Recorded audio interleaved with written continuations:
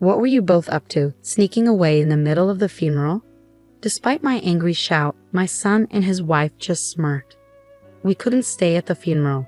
We had to prepare for our move, they said. Upon closer inspection, I noticed the furniture had been swapped with theirs, and my belongings were piled up haphazardly near the entrance. What's going on? I asked, facing their astonished expressions. Starting today, we'll be living in this house. It would be best if you, mother-in-law, went to a nursing home or something, Lisa said with a grin. Are you serious? I couldn't believe what I was hearing. Yes, of course we're serious. Please retire and make way for us, old lady, my son added. I was shocked that they would do such a thing on the day of the funeral. But I quickly composed myself. Fine then, do as you please, I told Lisa with a forced smile. It seemed my son and his wife had completely forgotten something important. My name is Susan. I turned 51 this year. My pride and joy is my son, William. He's been kind-hearted since he was a child, and he grew up to be a fine young man who cares for his parents. After graduating from college, William got a job in a company in New York City, but for the first few years he was assigned to work in Nebraska. It was lonely to be apart from William, but for his growth, my husband and I saw him off with smiles. Mom, are you and Dad doing well? William would call frequently. No health problems, he'd ask. At first, William, who had started living alone in a new place, called us frequently. Yes, your father and I are both fine. How about you, William? Are you eating well? Is work not too busy? I'd respond. I'm all right. Well, I eat out a lot, but I think of your cooking and pay attention to my nutrition. I want to eat your home-cooked meals, but I'll do my best here until I get used to work, William would assure us. My husband and I were relieved to hear our son's enthusiasm for his new job. But after a few months, William stopped contacting us as often. He could at least tell us if he's coming home for the holidays, even by the end of the year, I think. But he hadn't contacted us and didn't even reply to our emails. So in frustration, I called William's cell phone. Hello? A woman with an unfamiliar voice answered. Is this William's cell phone? I asked. Yeah, but are you a friend of Liam's? The woman replied. Liam, I was puzzled by the name. I heard William's voice in the background. Lisa, who are you talking to? Then Lisa, called by that name, answers William so that I can hear. Hello, William finally answered the phone. Oh, Mom, what's up? Instead of scolding the woman who insulted me, William coldly replied. Confused, I responded. Well, I was worried because you never contacted us. Are you coming home for Christmas? And is the girl who answered the phone earlier your girlfriend?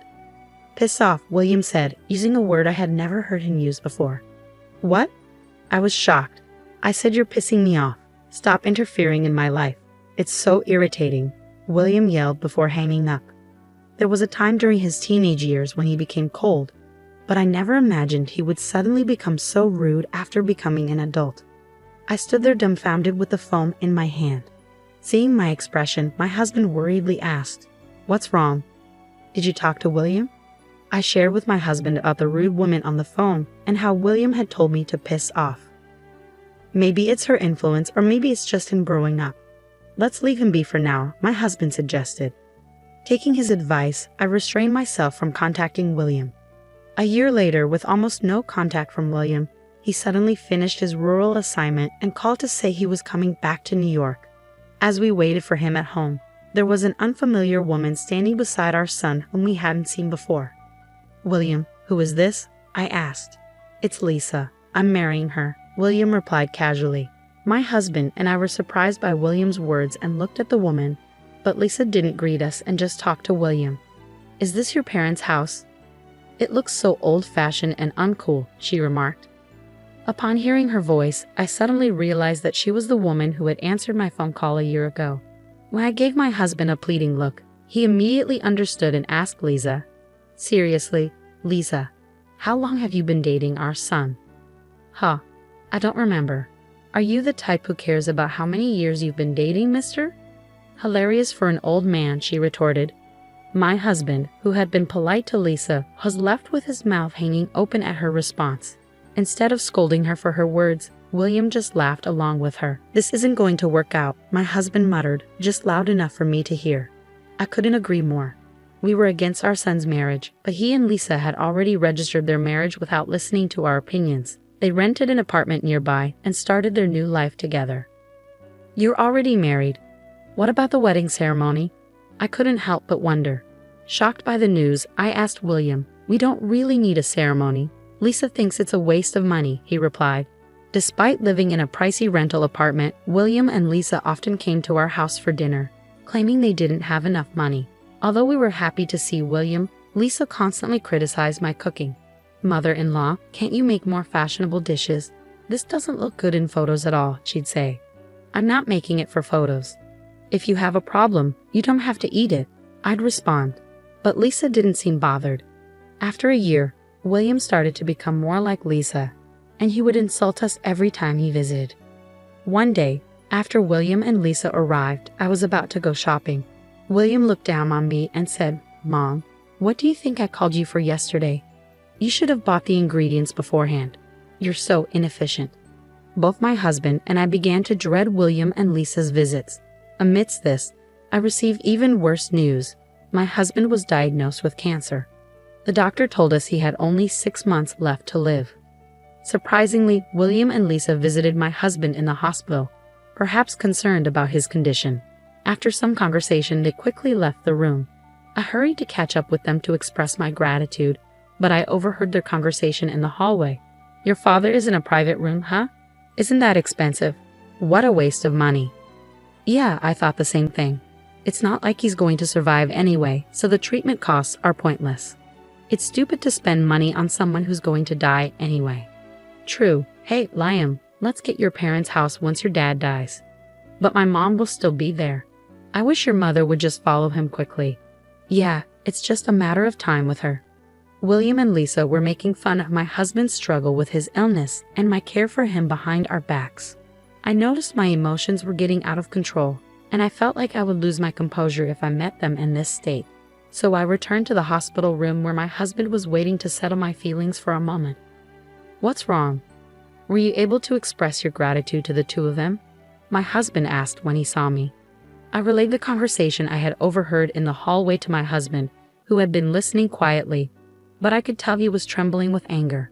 "I can't believe they would say such things," he muttered, seemingly making a decision. "I have an idea." The next day, my husband called William and Lisa into the hospital room. "What do you want?" "We already visited you yesterday." William and Lisa appeared displeased to have their weekend interrupted. "I want to talk about the inheritance after my death," my husband said calmly. At the mention of inheritance, Lisa's eyes lit up. Liam is the only son, so the inheritance should be his right. "How much is it?" As Lisa eagerly leaned in to discuss the money, my husband calmly told her, "There are about $70,000 in assets in the bank. The life insurance beneficiary is Susan, so that will go to her. But I plan to leave all the bank assets to William." Lisa thought for a moment. "Well, I guess it can't be helped that the life insurance goes to Mom. $70,000, huh? I thought there would be more." But then Lisa suddenly raised her voice. "What about the family home? It's in a great location and the land is spacious, so it must be worth more than $100,000, she exclaimed. At Lisa's words, William also excitedly asked my husband, "That's right, Dad. What about the inheritance of the family home?" My husband spoke quietly, "I'm going to put the house in Susan's name. After all, she's the one living there." Upon hearing this, William and Lisa strongly protested. "What? That's not fair. Mom's getting the life insurance too, isn't she? The life insurance will mostly be used for funeral expenses and other costs," William argued. "Even so, I'm getting the short end of the stick if I only get $70,000 and Mom gets a house worth more than $100,000. That's why I'm saying I'll give all the money in the bank to you," Lisa added. "We don't need that petty cash. Forget about the bank money, just leave the house to Liam," they continued. My husband and I exchanged glances and nodded in agreement. Then my husband reluctantly told them, "Fine, I'll leave the house to William and all the bank money will go to Susan. Is that okay?" "All right." William and Lisa celebrated with a triumphant pose. However, my husband continued, "However, as I mentioned earlier, your mother is currently living in that house. Even if the ownership is transferred to William after my death, I want Susan to be allowed to continue living there." William and Lisa brushed off my husband's words in their excitement about obtaining the house. To make sure they understood, my husband reiterated the condition. The condition for William inheriting the family home is that Susan is allowed to live there while she's still healthy. William and Lisa, are you both okay with that? Reluctantly, they agree. Yeah, we get it. Father-in-law is so persistent. Hearing their words loud and clear, my husband told them, "All right, I'll make sure to include this in the will." William and Lisa left the hospital room in high spirits, discussing how to spend the $100,000 they had just received, without even saying goodbye to us. A month later, my husband's condition took a sudden turn for the worse. The hospital did everything they could, but they couldn't stop the progression of the cancer, and my husband passed away. While I was busy organizing the funeral as the chief mourner, William and Lisa were visibly restless. Even during my eulogy, they whispered to each other and quietly left the funeral home. They never returned after the funeral. When I got home, I noticed the lights were on. Feeling suspicious, I opened the door to find William and Lisa waiting inside. "What were you two doing, leaving in the middle of the funeral?" I exclaimed, but they just smirked. "We couldn't be at the funeral. We had to prepare for our move," they replied nonchalantly. Looking around, I noticed that the furniture in the house had been switched with William and Lisa's. My belongings, which should have been in the room, were piled up haphazardly near the entrance. "What's going on?" I demanded. Lisa quickly interjected, "From today on, we'll be living in this house. It'd be nice if you, mother-in-law, went to a nursing home or something." "Are you serious?" I asked incredulously. "Yeah, we're totally serious. You old people should retire already," William added. Shocked that they would do such a thing on the day of the funeral, I quickly changed my attitude and smiled at Lisa. "Fine, go ahead, do as you please." William and Lisa were taken aback by my easy acceptance. "So you're really going to a facility?" Lisa questioned. "I'm healthy enough to live alone in this house, so I'm not going to a facility yet. For now, I'll just find a place to live until I settle down," I replied calmly. Satisfied with my response, the couple sent me on my way. 1 month later, I received a call from Lisa. "Mother-in-law," she said urgently, "a lawyer just called and said that the house isn't under Liam's name but yours. What's going on?" "Well, about that," I began, explaining to Lisa about the conditional will my husband had discussed with both of them. "He told you both that the house would be under William's name as long as I was able to continue living there. Now that you mention it, he did say something like that to make sure there was no confusion later on. My husband made sure to include that in his will. He should have told you in the hospital room. But that doesn't mean we have to give it back. Under a conditional will, if the conditions aren't met, you lose the right to inherit," Lisa retorted. "The moment you kicked me out of the house, you lost the right to inherit it," I replied firmly, recalling the conversation I had with my husband in the hospital room. I was furious that they had called my husband as good as dead. My husband was also quite angry at the two of them, making comments that seemed to wish for my early death. However, I had a faint hope that if I died and left William alone, he might revert back to his kind self. If I could continue to live peacefully in our home, even after my husband's death, I was willing to let the ownership of the house go to our son. So I held on to that glimmer of hope. I had also hoped that your hearts would change with my husband's death, which is why I agreed to his proposal. The conditional will was your last chance. I mean, you anticipated this might happen," Lisa conceded. "I didn't want to, but you two kicked me out on the very day of the funeral," I reminded her. "I never thought you'd treat your parents so carelessly, but thanks to that, I've made up my mind," I declared firmly. "Made up your mind to do what?" Lisa retorted angrily. "To kick you two out of that house and cut ties with you," I responded, my tone unwavering. "Well, we won't accept that. This house is ours. We're not going anywhere," Lisa continued defiantly. "Liam knows a lawyer, you know. We'll have him do something about it." I knew it was too late for Lisa's struggles to change anything. I simply told her, "Do as you please," and hung up the phone. The next day, I was called to a cafe by William and Lisa. As soon as I arrived at the designated cafe, the two of them bowed their heads. "Mom, I'm sorry," William began, and Lisa echoed his sentiment. "Mother-in-law, I apologize." William, who had heard everything from Lisa, consulted with a lawyer he knew and was told that the will was legally binding. He was also explained that since he had broken the conditions, he no longer had any ownership of the family home. Our lawyer friend told us that if we don't leave immediately, we could be sued for trespassing, and we wouldn't have a leg to stand on, William explained, his expression solemn. Mom, please give up the inheritance, he continued. What? We want you to give us the house, Lisa added. I was utterly disgusted with William and Lisa, who still only thought of their own interests even after hearing everything. There's no way I'm agreeing to such a selfish request, I replied firmly. But we'll be in trouble without the house, William protested. What's the problem? Just move out, I suggested.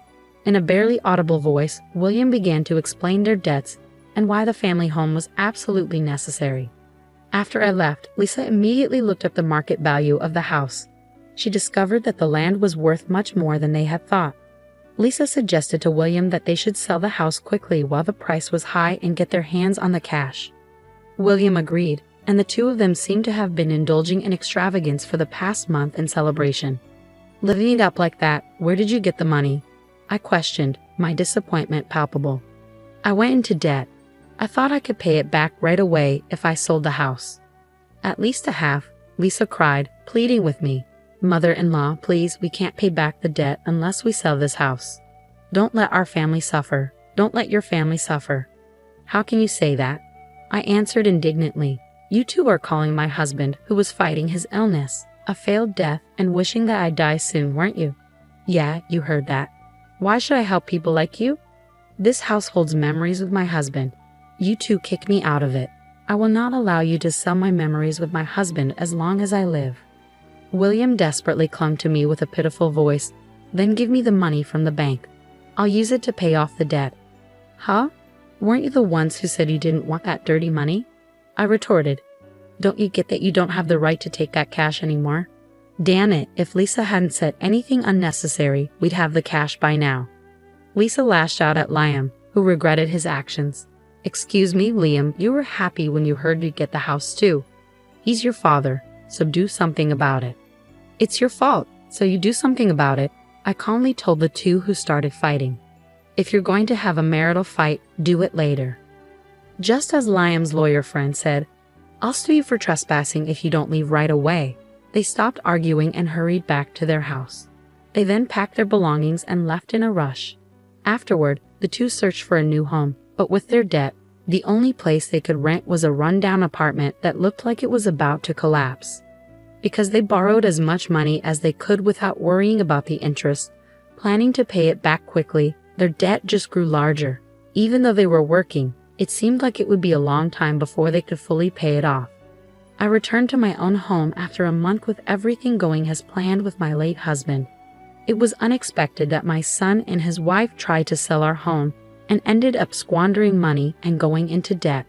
But everything else went according to plan. It might have been an expensive lesson for William and Lisa, but it was a good opportunity for them to reflect on their actions. Finally, living a peaceful life in this house filled with memories of my husband was the happiest thing for me. I'm sure my husband is watching over me from heaven.